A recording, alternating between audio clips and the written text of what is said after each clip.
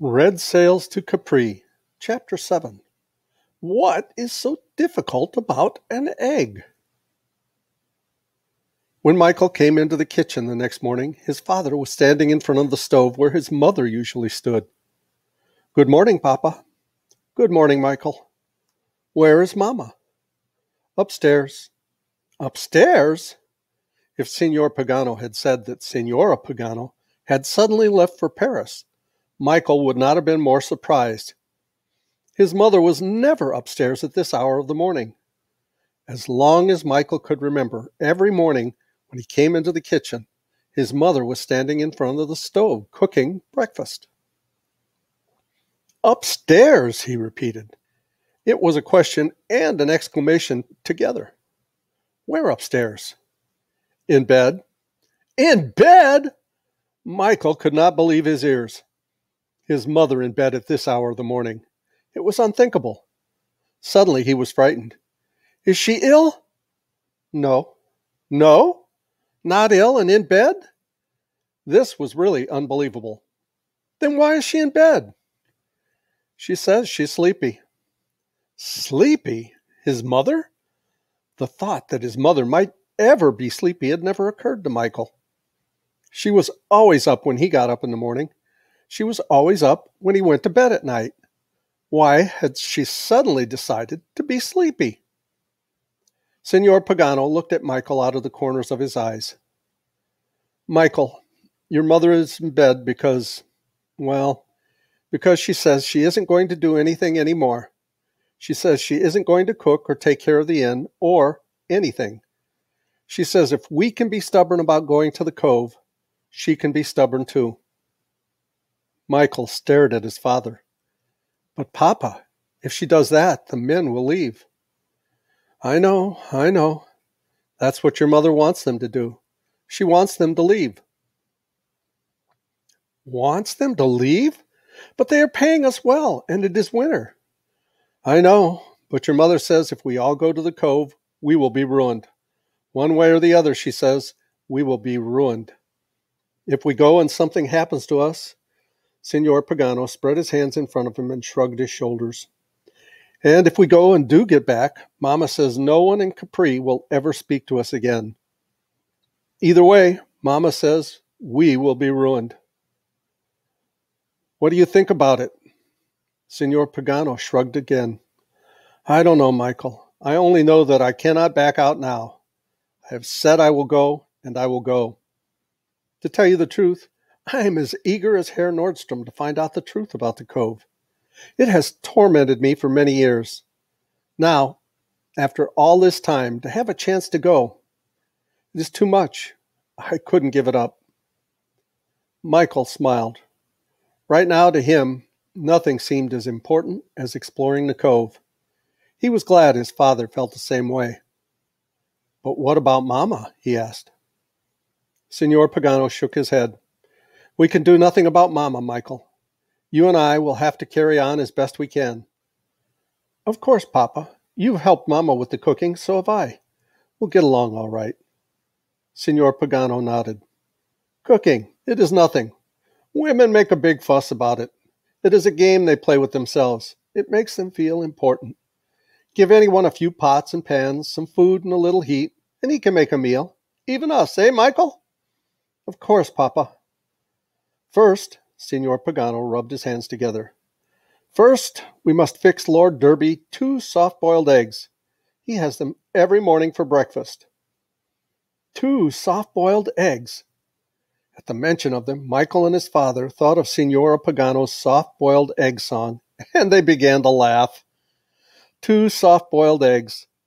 Signor Pagano winked at Michael. He took a small pot, filled it with water, and dropped in 2 eggs. "Papa, I think Mama has the water boiling before she puts in the eggs." "Really?" "I think so." "Are you sure?" "No." "Well, it is not too important one way or the other. The eggs, they are not too particular. If you think it is right, we will let the water boil first." He took the eggs out of the pot and put them on the table that stood beside the stove. The table, an old wooden one, had been scraped and scoured for many years.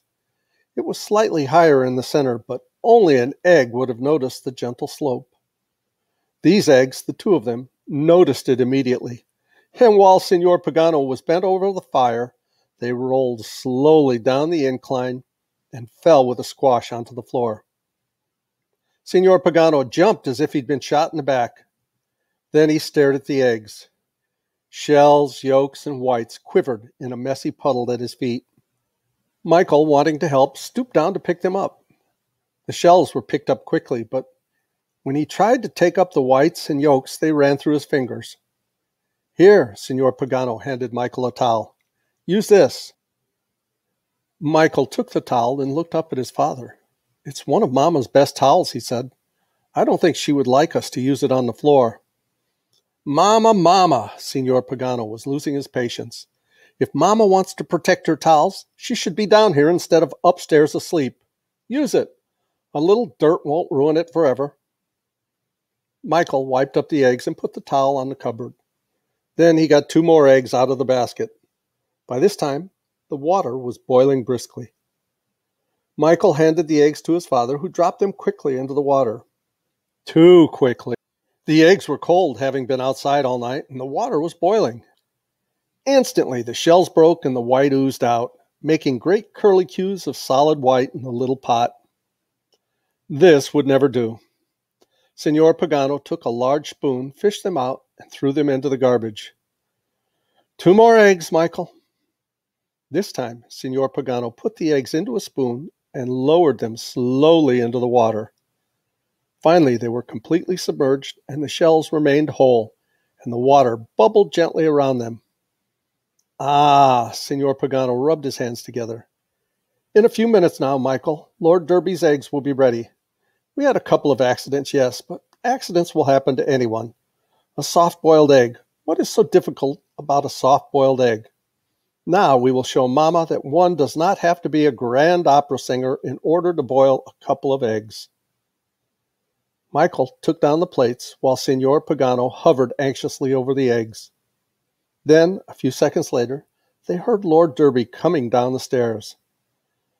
Ah, Signor Pagano wiped his hands on his apron. He is just in time, Michael, just in time. The eggs are ready.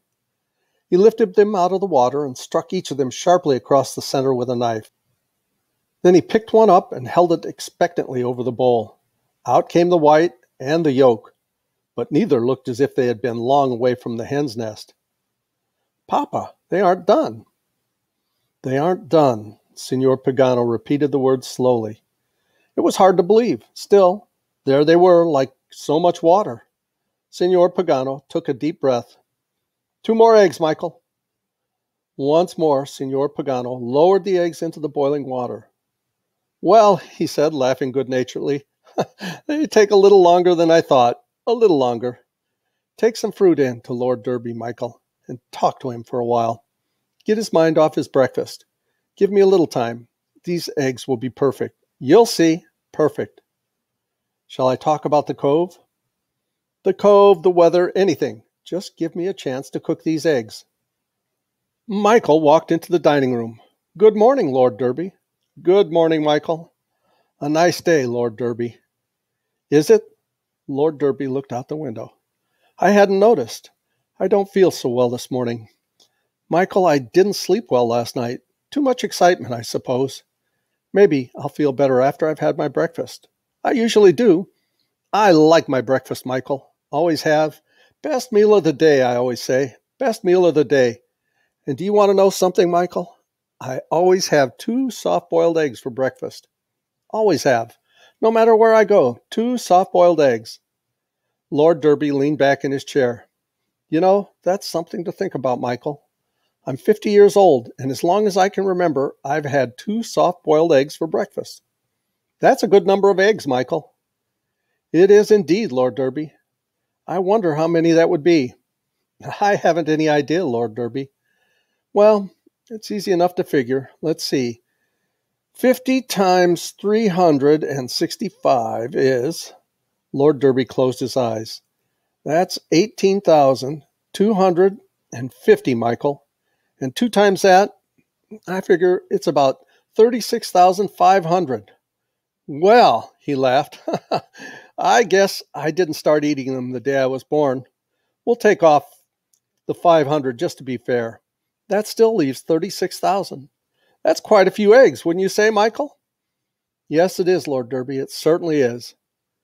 Michael thought of his father and the 2 eggs boiling in the pot. They seemed very small compared with 36,000, but very important.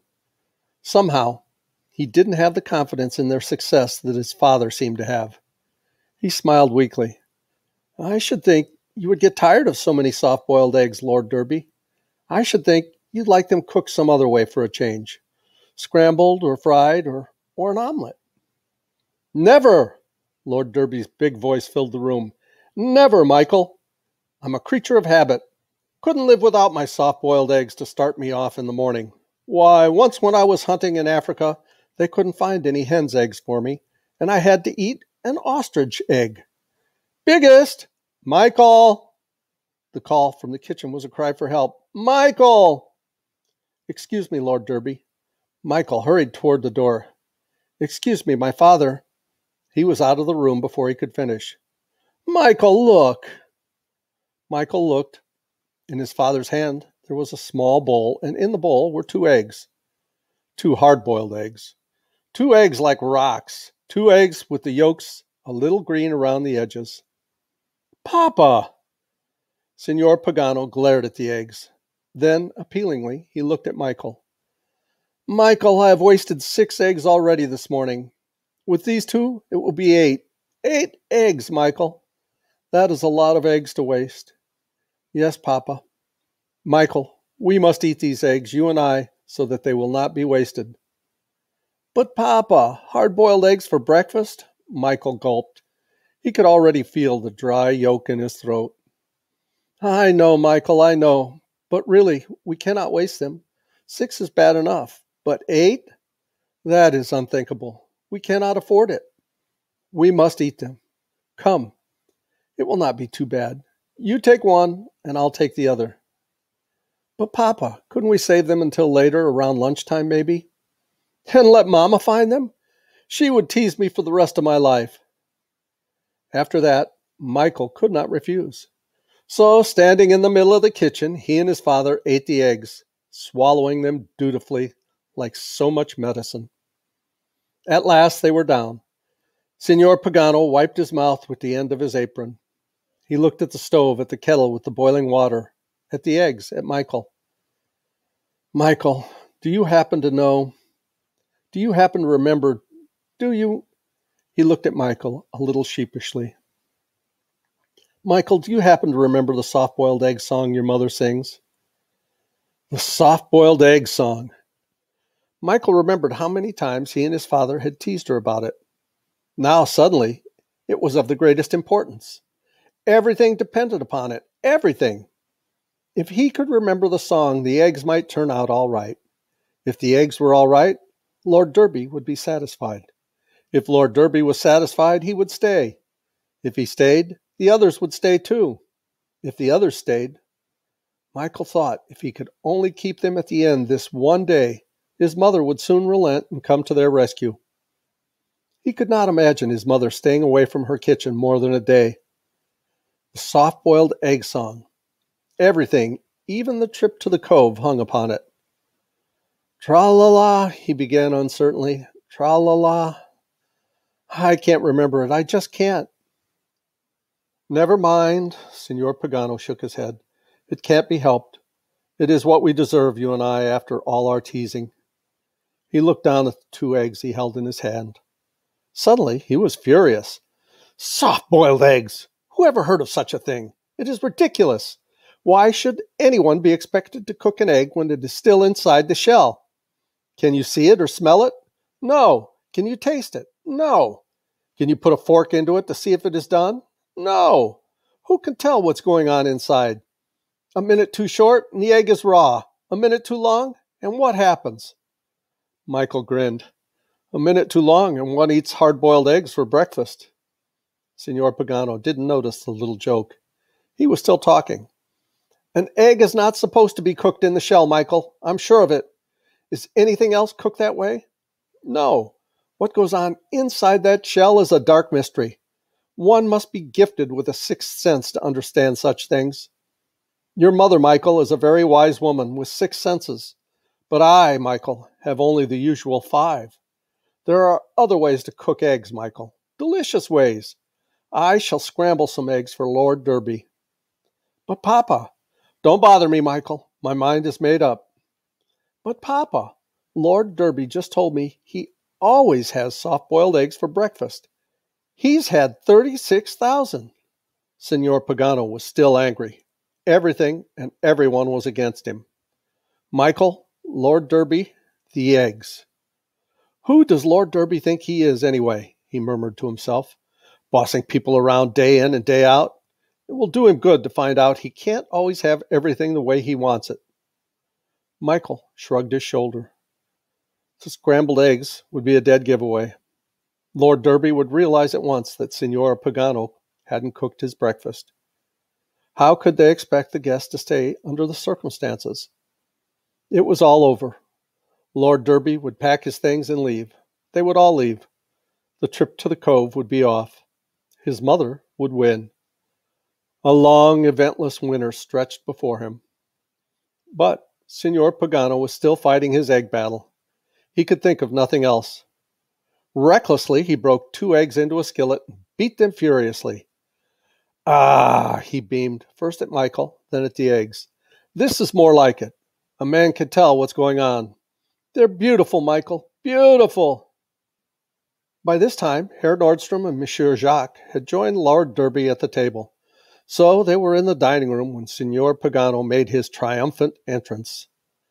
Ah, Signor Pagano put the bowl of scrambled eggs in front of Lord Derby. They were a little burned in spots and uncooked in the center, but Signor Pagano looked at them fondly. Lord Derby, however, was not so impressed. I think there's been a mistake, he said. I always have a little change, Lord Derby, Signor Pagano beamed. A little variety. It's good for one. But I always is a long time, Lord Derby. But I try them. But one little bite. Lord Derby pushed his chair away from the table. Where is Signora Pagano? She always fixes my eggs just right. Why has she suddenly given me this scrambled concoction? Tears began to roll down Signor Pagano's cheeks. His struggles with the eggs had unnerved him. Lord Derby, you might as well know the truth. It is foolish to try to keep it from you. The truth? Yes, you see, Signor Pagano. Well, he hurried on. You see, my wife doesn't approve of our going to the cove. In fact, she very definitely thinks we should not go to the cove.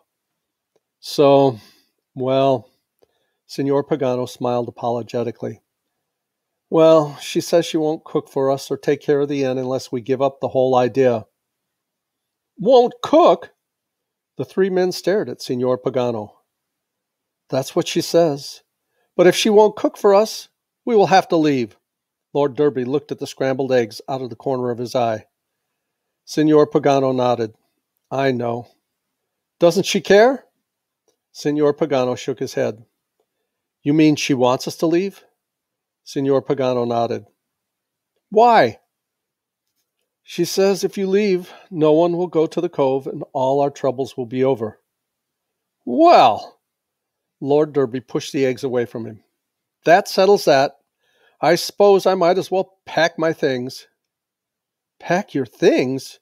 Herr Nordstrom looked up. Why? To leave, of course. Sit down, sit down. No one is leaving. Why not? Are you going to let 2 eggs scare you away from Capri?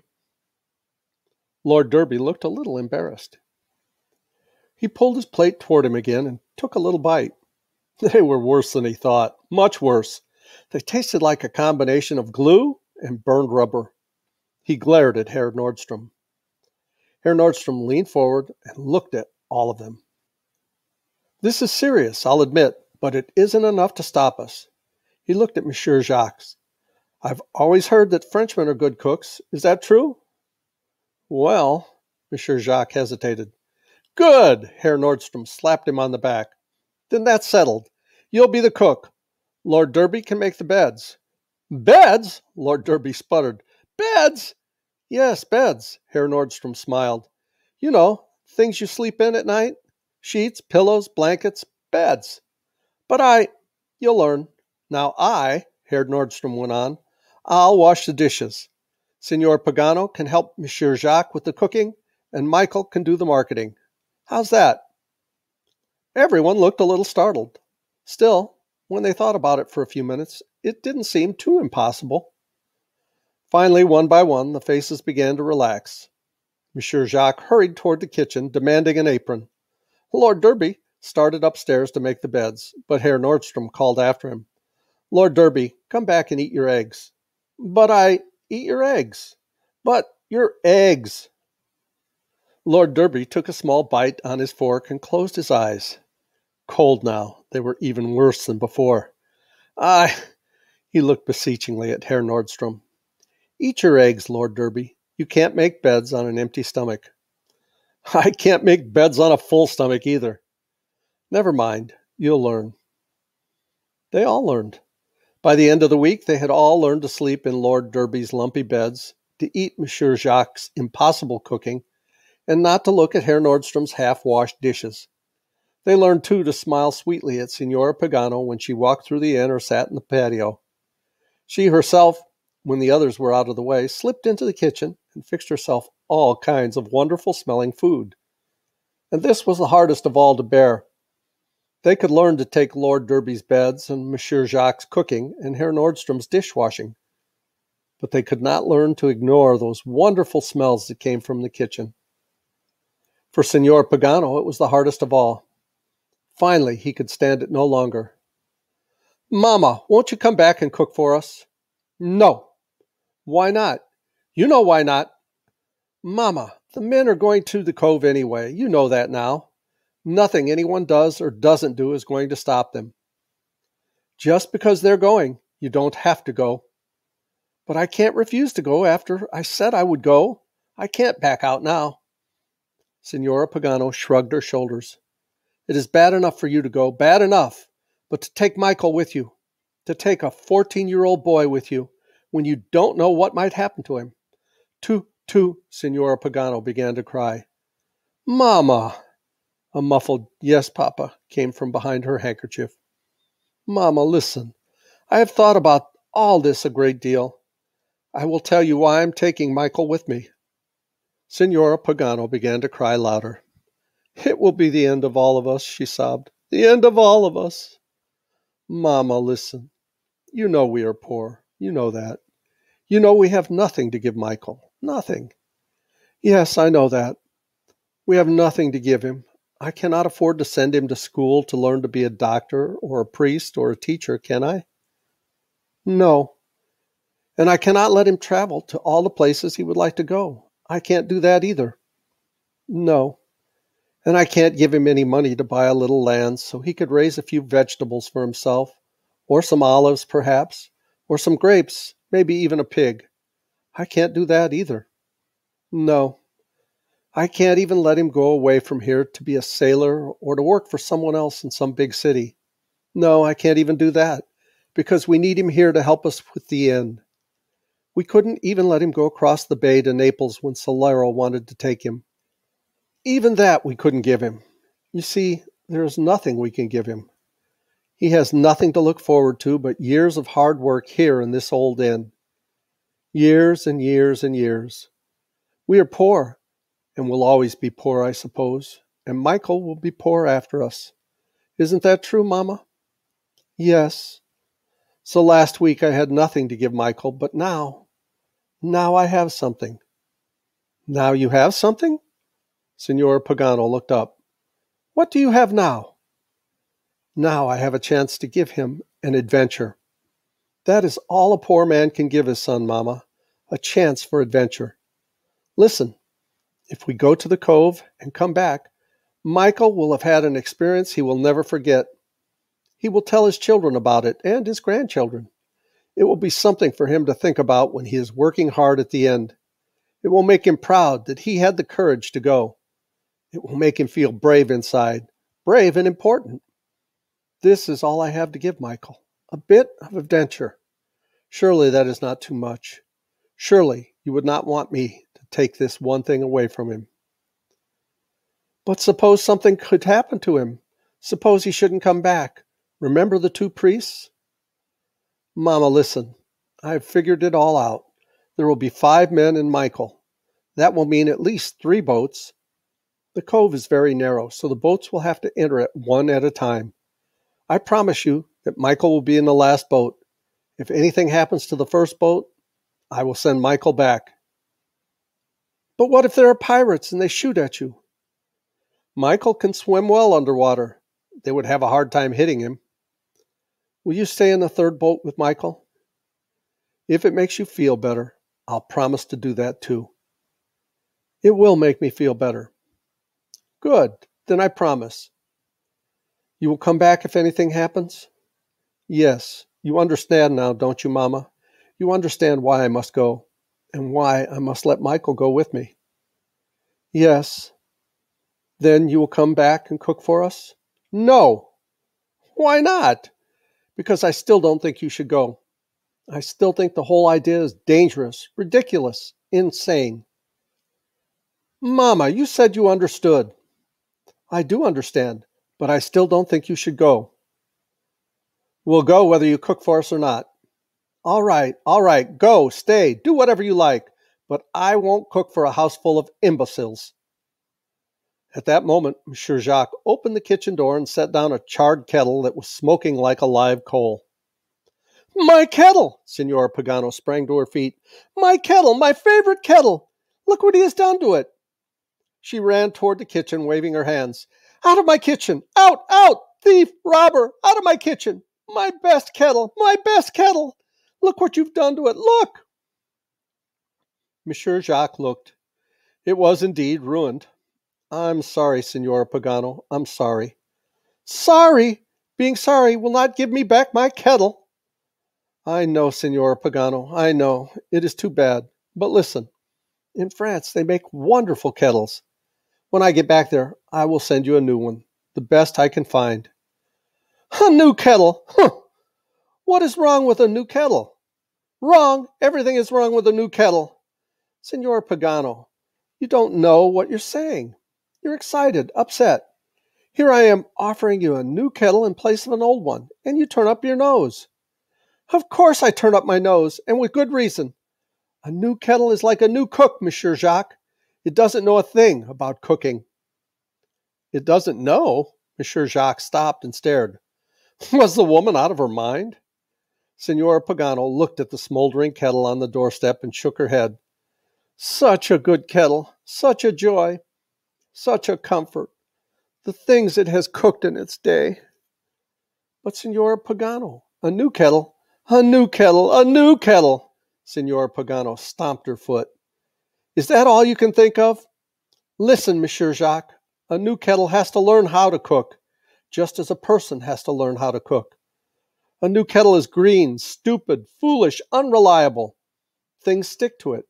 It has an odd taste. It cooks too fast or too slowly. It is this way and that way. One can never be sure. It takes a year, sometimes 2, to break in a kettle. Let me tell you this, Monsieur Jacques. The second stew cooked in a kettle is better than the first one. The 10th stew is better than the 5th. The 200th stew is better than the 100th. And when a kettle has cooked 1,000 stews, then it is just getting started. Why? Because a kettle has to learn how to cook. Remember that. A kettle has to learn how to cook? Monsieur Jacques shook his head. The woman was impossible. What do you mean? This kettle was old. The handle was broken.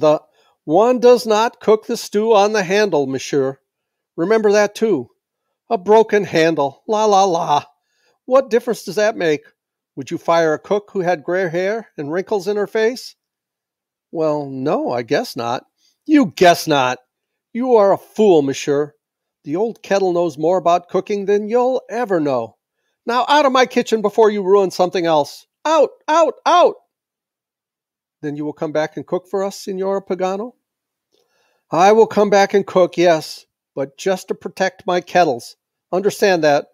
I still think you are all insane, going off to the cove like a bunch of stupidos. The cove. Bah! Oh, my poor kettle. My poor kettle. Imbecile! And we'll read chapter 8 in the next video. I hope you're enjoying the story. If you have, please reach down, click like, and subscribe. I love you guys. As Tigger says, ta-ta for now.